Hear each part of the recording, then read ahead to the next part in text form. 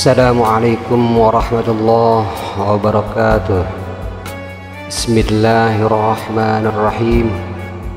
Alhamdulillahi rabbil alamin. Nahmaduhu wa nasta'inuhu wa nastaghfiruh. Allahumma salli wa sallim wa barik ala sayyidina Muhammad wa ala alihi wa sahbihi ajma'in. Allahumma alhimna ilman afqahu bihi awamirak wa nawahika warzuqna fahman a'lamu bihi kaifa unajik ya arhamar rahimin. Allahumma arzuqna fahman nabiyyin wa hifdzal mursalin wa ilhamal malaikatal muqarrabin bi rahmatika ya arhamar rahimin. Allahumma akrimna binuril faham wa akhrijna min zulumatil waham waftah lana abwaab rahmatik wa anshur alaina min khazaini ilmik ya arhamar rahimin. Allahumma zidna ilman wa wasi' fi rizqana wa barik lana fi ma razaqtana waj'alna mahbuban fi qulubi ibadik wa azizan fi ayunihim waj'alna wajihan fid dunya wal akhirah wa minal muqarrabin ya kafiran nawar wa ya hasanar fi'ar wa ya qa'iman bila zawar ya mubdi'an bila mithar falakal hamdu wal minnah wa syaraf ala kulli hal walhamdulillahi rabbil alamin. Assalamualaikum warahmatullahi ta'ala wabarakatuh. A'udzu billahi minasyaitonir rajim. Bismillahirrahmanirrahim. Alhamdulillahi rabbil alamin. Assalatu wassalamu ala asyrafil anbiya'i wal mursalin sayyidina wa maulana Muhammadin sallallahu alaihi wasallam wa ala alihi wa sahbihi ajma'in, amma ba'd. Alhamdulillah, kita berjumpa kembali bersama JSNH Channel.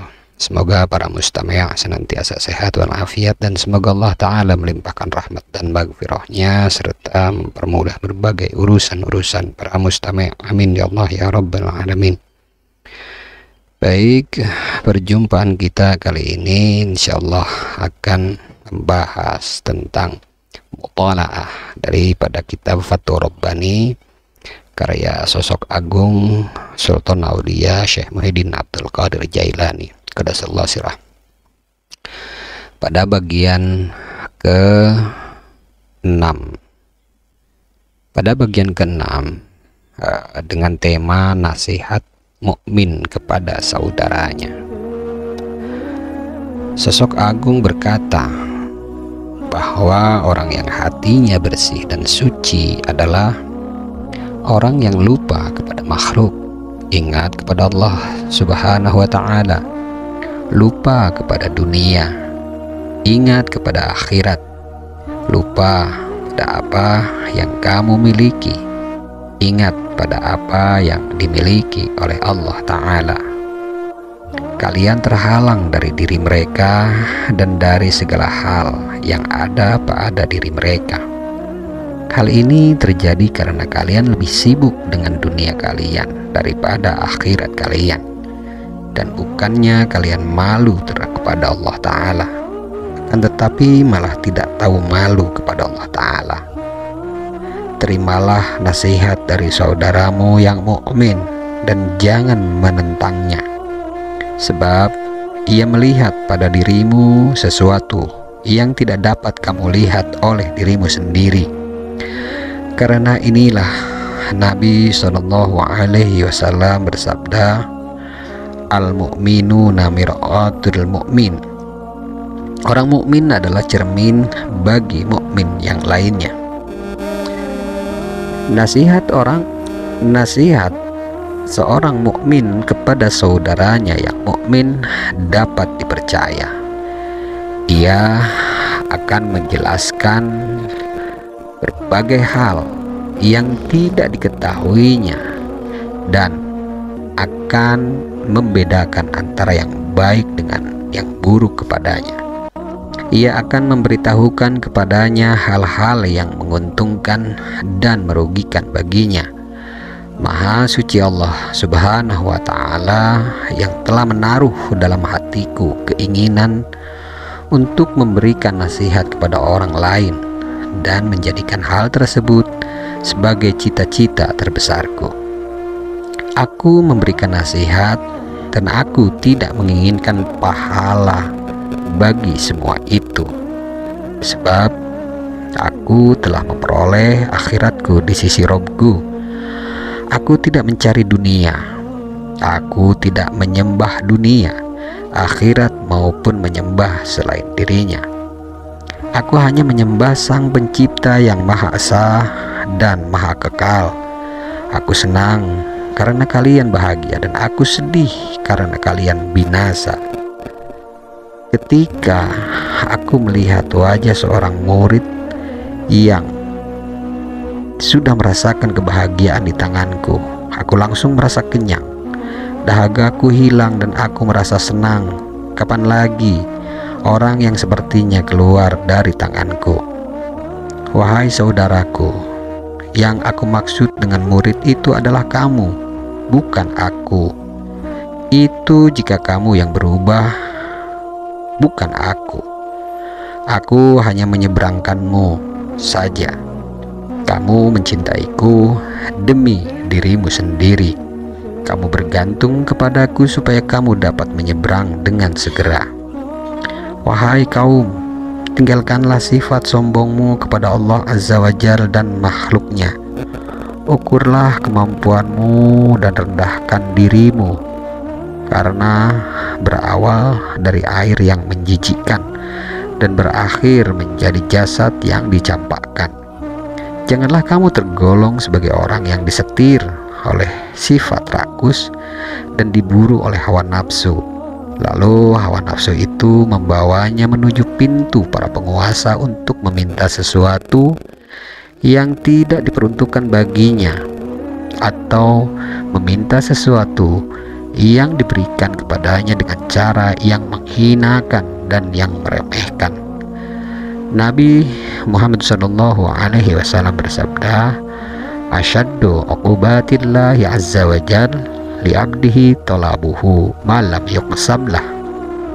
Hukuman Allah Ta'ala yang paling berat bagi hambanya adalah permintaan si hamba atas sesuatu yang tidak diperuntukkan baginya.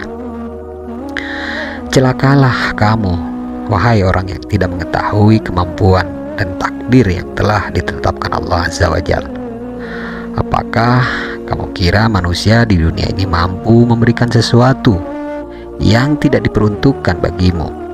Inilah bentuk was-was setan yang ditanamkan dalam hati dan kepalamu. Jika ini terjadi, berarti kamu bukanlah hambanya. Kamu bukanlah hamba Allah Ta'ala.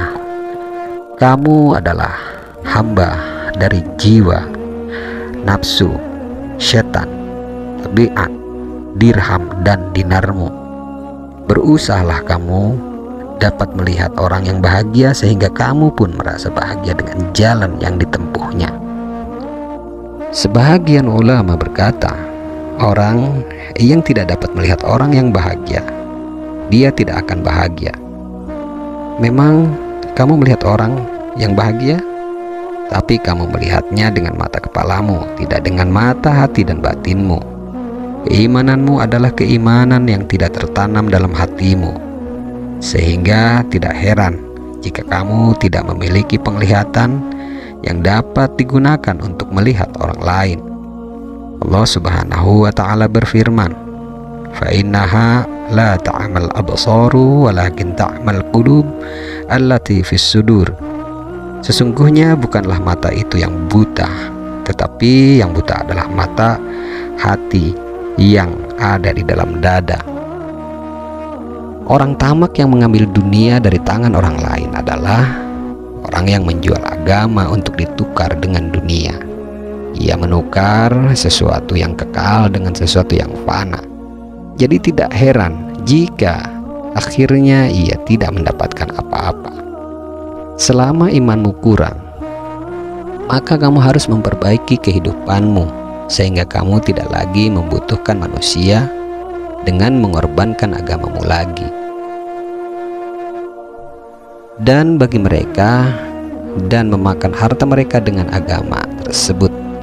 Sedangkan jika imanmu kuat dan sempurna, maka kamu akan bertawakal kepada Allah Ta'ala, keluar dari berbagai macam sarana, memutuskan hubungan dengan berbagai kepemilikan, dan berpaling dari segala hal dengan hatimu.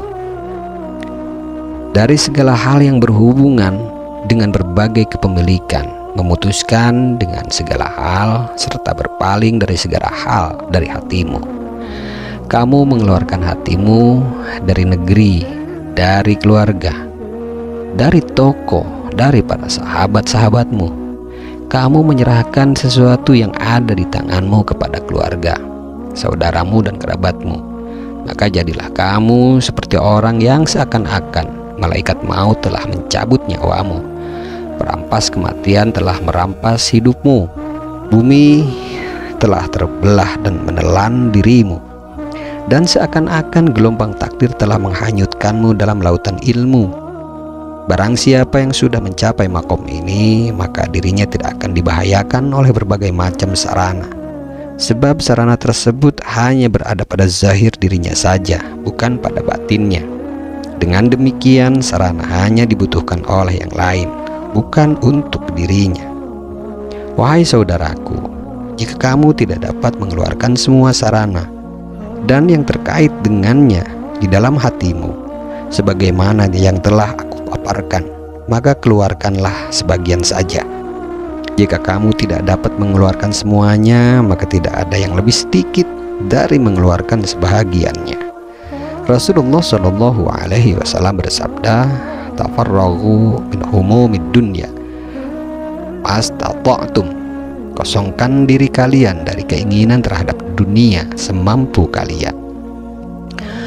Wahai saudaraku, jika kamu mampu mengosongkan dirimu dari keinginan terhadap dunia, lakukanlah. Akan tetapi jika tidak, maka bawalah lari hatimu menuju Allah Ta'ala dan bergantunglah di bagian ujung rahmatnya, sampai keinginan kepada dunia keluar dari hatimu. Dialah zat yang menguasai dan mengetahui segala sesuatu, di tangannya lah takdir segala sesuatu. Tetaplah untuk berada di pintunya dan mintalah kepadanya untuk membersihkan hatimu dari selain dirinya, memenuhinya dengan keimanan, pengetahuan tentang dirinya dan perasaan tidak butuh kepada selainnya. Mintalah kepadanya untuk memberikan keyakinan pada dirimu dan kelembutan pada hatimu.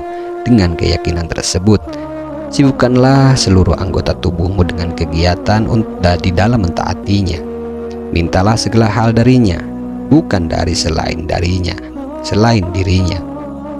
Janganlah kamu merendahkan diri kepada makhluk seperti dirimu, tapi rendahkanlah dirimu hanya kepada Allah Ta'ala. Persembahkanlah seluruh perbuatanmu hanya untuk Allah Ta'ala.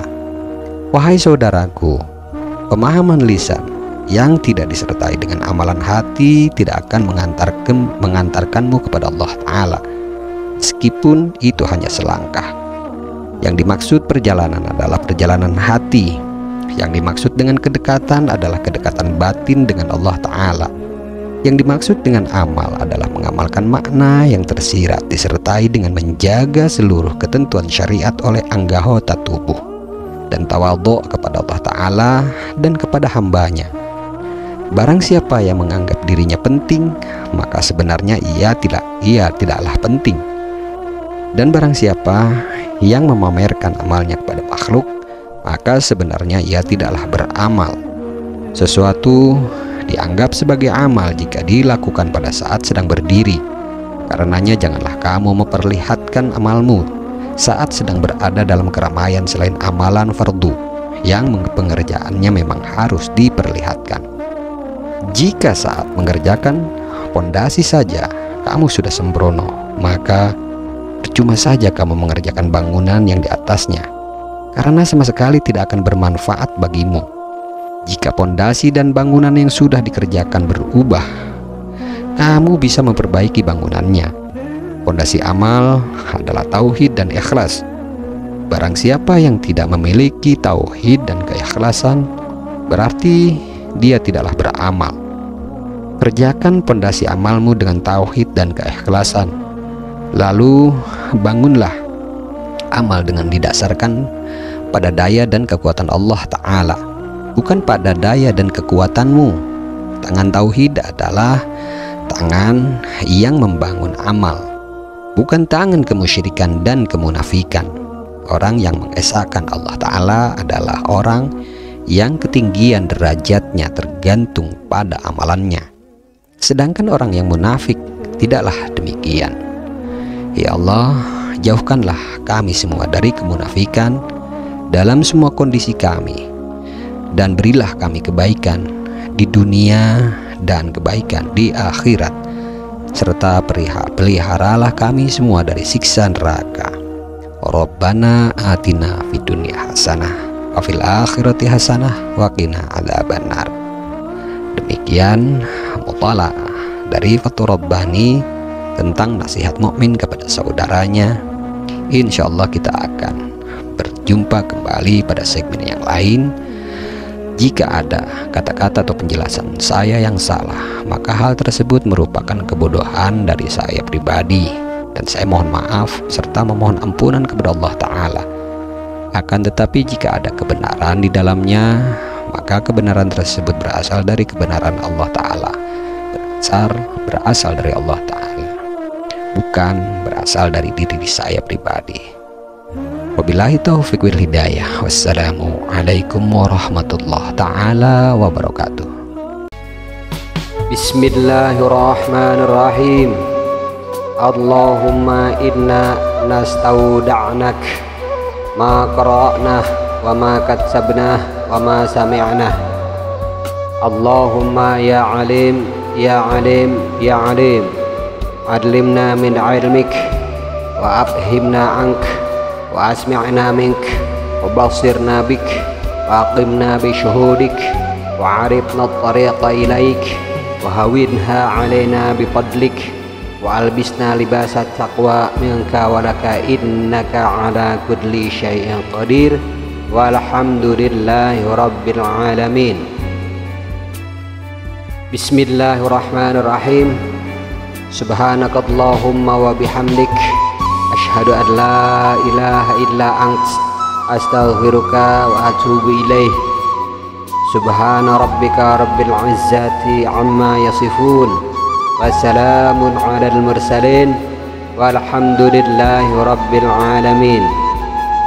Allahumma aqsim lana min khasyatik ma tahulu bihi bainana wa baina ma'asik, wa min ta'atik ma tubadlighuna bihi jannatik, wa minal yaqin ma tuhawwin mati'na bi asma'ina wa basarina wa quwwatina ma ahyaitana waj'alhu al-waritha minna waj'al tha'rana ala man zalamana wansurna ala man 'adana wa la taj'al musibatana fi dinina wa la taj'alid dunya akbar hammina wa la mablagha ilmina wa la tusallit 'alaina man la yarhamuna ya arhamar rahimin walhamdulillahi rabbil alamin.